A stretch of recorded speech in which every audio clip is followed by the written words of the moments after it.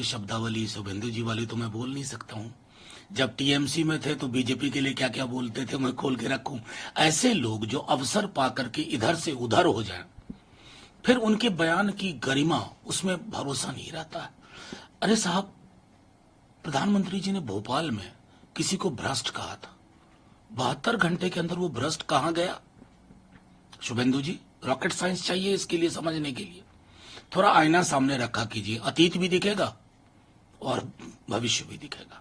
लेकिन सर, जो मुद्दा आता है कल हमने लेकर के, वो भी कह रहे हैं कि पंजाब, हरियाणा, दिल्ली, ये तो एग्जाम्पल है जहां पर कि एक पार्टी दूसरे के सामने खड़ी है। इस अलायंस का मतलब क्या है? उनका कहना है कि एक तरफ तो जी नहीं, मेरा मानना, अनुराग जी इंडिया अलायंस में आ गए हैं क्या?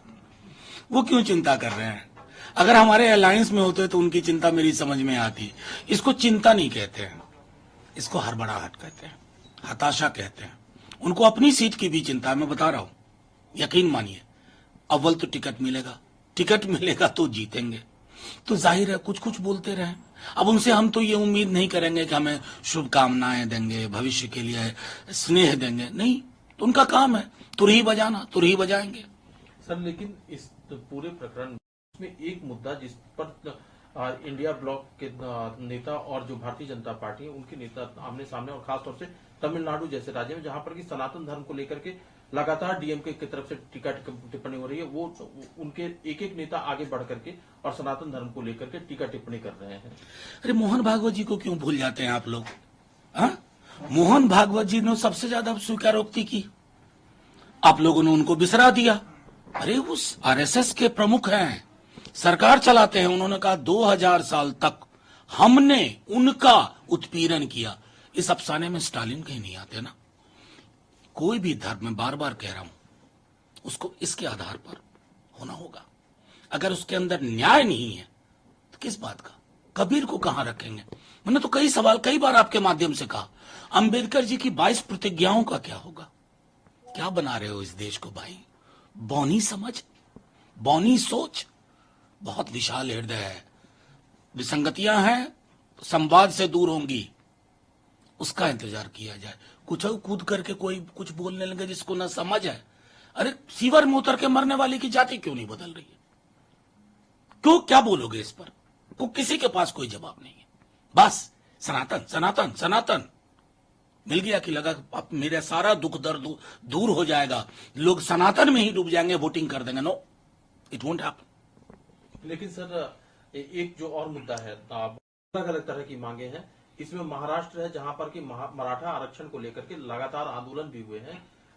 महाराष्ट्र के मुख्यमंत्री का कहना है कि हमारे लिए मुद्दा बहुत ही गंभीर है और ऑल पार्टी मीटिंग भी बुलाई जा रही है। क्या कहना है? देखिए, मैंने तो एक वीडियो प्रेस कॉन्फ्रेंस उनकी देखी थी, जिसमें जो फुसफुसा के जो वो बोल रहे थे सब चीजें माइक पे आ गई। उन्होंने सिर्फ माइक पे ये कहा था कि चलो किसी तरह अभी टाल दो इसको। ये गंभीरता है। इसका एक ही जवाब है, मैं आपके माध्यम से कहता हूं, जब तक पूरे देश में जातिगत जनगणना आप नहीं करवाएंगे, आपके पास वैज्ञानिक आंकड़े नहीं होंगे, आपके पास इन विषयों के लिए कोई समाधान नहीं होगा। आप अंधे कुएं में रोशनी ढूंढते रहेंगे, नहीं मिलेगा। सर, पिछले दिनों राहुल गांधी ने हिंदू रिलीजन से जोड़ते हुए उन्होंने टिप्पणी की थी। गिरिराज सिंह का कहना है कि राहुल गांधी ने एक भी रिलीजियस टेक्स्ट बुक नहीं पढ़ा है। अगर उन्होंने एक भी रिलीजियस टेक्स्ट बुक पढ़ा होता तो इस तरह की टिप्पणी मैं इस पर टिप्पणी भी नहीं करना चाहता। ये हालत हो गई हमारे देश की। गिरिराज सिंह जी, आपसे ज्यादा हम सब ने पढ़ा है। आपकी पढ़ाई सिर्फ हिंदू मुसलमान इंडिया पाकिस्तान तक है। अपने मंत्रालय को आप कितना समझते हैं मैं जानता हूं। कभी आइए सामने आमने बैठ के बात करिए। उन्होंने क्या कहा था? जो उन्होंने कहा था उसका जवाब नहीं है।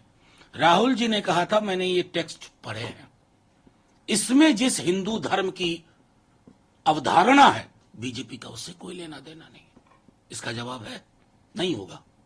शिखा रख लेने से ही सिर्फ हिंदू नहीं होता है, ये ध्यान रहे। सर, एक और सवाल है। बिहार में छापेमारी हुई है और इस बार जिनके घर छापेमारी हुई वो जनता दल यूनाइटेड के एमएलसी हैं, राधाचरण सेठ। इनके हाथ आप ईडी क्यों बोलते हैं? मुझे बहुत कष्ट होता है, सच मानिए। ईडी के अधिकारियों के लिए बुरा लगता है। सीबीआई के, ये अमित शाह जी हैं, मोदी जी हैं। ये ईडी सीबीआई आईटी नहीं है, ये दोनों हैं फ्रंट पे। इन्हें विपक्ष से ऐसे ही लड़ना है। कल अभिषेक जी को बुलाया गया, राधाचरण सेठ जी। 2 दिन पहले लालू जी के लिए दिया गया अलग से सप्लीमेंट्री। ये अभी अप्रैल मई तक चलेगा, क्योंकि ये क्लूलेस है। इसलिए बेकार आप बेचारे अधिकारियों को बड़ी मेहनत से पढ़ाई करके यहाँ आते हैं। ये नरेंद्र मोदी जी और अमित शाह जी हैं, साफ साफ बोल। नमस्कार, मैं हूं मानक गुप्ता। अगर आपको हमारा ये वीडियो पसंद आया हो तो इसे लाइक और शेयर जरूर करें, और हां, हमें सब्सक्राइब और फॉलो करना ना भूलें, ताकि आप देश और दुनिया की कोई खबर मिस ना करें। तो जुड़े रहिए हमारे साथ और देखते रहिए न्यूज़ 24।